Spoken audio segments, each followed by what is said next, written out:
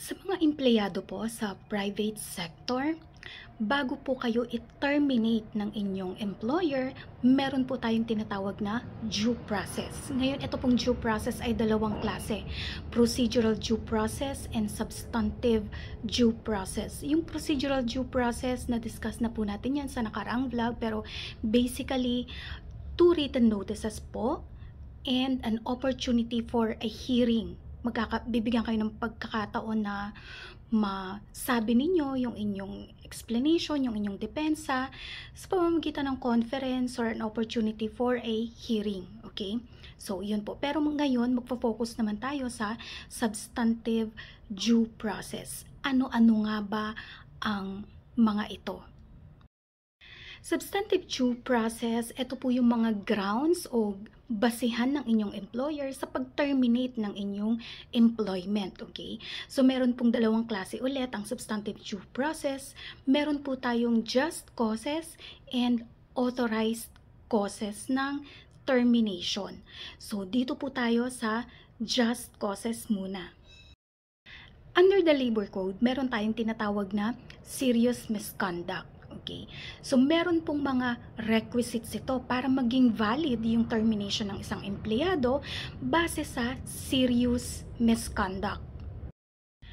Una pong requisite ng serious misconduct bilang just cause ng termination, dapat po mayroong misconduct na nagawa ang empleyado.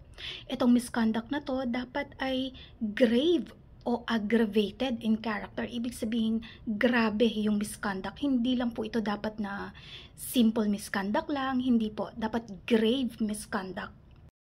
Dapat itong misconduct ay may kinalaman sa performance ng empleyado ng kanyang duty. And lastly, dapat maipakita dito na unfit si employee para magpatuloy sa pagtatrabaho sa kanyang employer. So, yun po yung 4 na requisites para maging valid ang termination ng isang empleyado base sa serious misconduct o masamang maling pag-uugali. Ano ba yung mga examples ng serious misconduct na po pwedeng gawing basehan para tanggalin ang isang empleyado sa kanyang posisyon o sa kanyang trabaho? Yun pong pag-aaway sa loob ng premises ng kumpanya ay pasok po sa serious misconduct at pwede po kayong tanggalin validly na employer. Actual case po ito na inilabas ng Korte Suprema noong April 2010 kung saan yung kanyang desisyon ay yung pag-aaway ng dalawang empleyado sa loob ng kumpanya o sa company premises ay just cause para tanggalin si empleyado sa trabaho. Okay. Ngayon yung pagsasabi naman ng bastos, nakakainsulto o mapanakit na mga salita. Okay? So, yung obscene, insulting, and offensive words laban sa iyong supervisor or sa iyong manager, okay, ay po pwedeng maging just cause ng iyong termination. Serious misconduct po ito ayon sa desisyon na inilabas ng Korte Suprema sa isang actual case noong 1998. Yun pong pamimeke ng daily time records ay isa rin pong serious misconduct at just cause para tanggalin ang isang empleyado mula sa kanyang trabaho base sa inilabas na desisyon ng Korte Suprema noong 2001. So actual case din ito. Kabilang din sa serious misconduct yung paggamit ng machinery, equipment, or property ng iyong employer and mga tauhan ng iyong employer para sa personal na negosyo ng empleyado. Okay? So, serious misconduct din po ito. Pwede kayong matanggal sa inyong trabaho. And actual case po ito na nangyari na desisyon na nito ng Korte Suprema noong 1994 naman. So, yung mga nabanggit ko po ay ilan lamang sa mga halimbawa o instances ng serious misconduct base sa mga actual cases na desisyonan na ng Korte Suprema in the past. Pero, hindi po limited doon yung mga just causes of termination ayon sa serious misconduct. Okay? Bastang tatandaan ninyo yung 4 na requisites para maging valid yung termination based on serious misconduct. Dapat may misconduct, grave and aggravated yung character ng misconduct, hindi siya simple misconduct lang, may kinalaman sa performance ng trabaho o employee's duty. Okay? And hindi na fit ang empleyado para magpatuloy sa kanyang trabaho. Yun po yung 4 na requisites para maging valid ang termination based on serious misconduct. Now, let us proceed dun sa pangalawa. Ang pangalawang just cause for termination ayon sa Labor Code ay insubordination or willful disobedience. So, meron po uli itong 4 na requisites para maging valid ang termination mo based on willful disobedience or insubordination. Okay? Number 1, dapat mayroong insubordination or disobedience na nagawa ang empleyado. And number 2, yung hindi mo pagsunod or yung insubordination na nagawa mo ay intentional, willful, ibig sabihin sinasadya mo, and characterized by wrongful or perverse character. Hindi po dapat na dahil nagkamali ka lang, mali lang yung judgment mo, or nagkaroon ka lang ng maling pagkaintindi kaya hindi mo nasunod yung utos. Okay? So, hindi po dapat ganon. Dapat yung insubordination mo or yung hindi mo pagsunod ay willful. Sinasadya mo talaga. Okay? And characterized by perverse character. Okay? Now, next, dapat yung order o yung utos na hindi mo nasunod ay reasonable, hindi labag sa batas, at naipaalam sa'yo. Okay?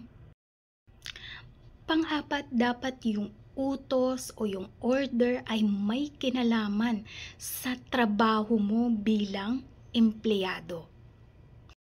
Ngayon, ano ang example ng isang utos na reasonable and lawful pero na-violate o hindi nasunod ng empleyado, at dahil hindi nasunod yung utos na ito, pwede siyang tanggalin based on insubordination or willful disobedience.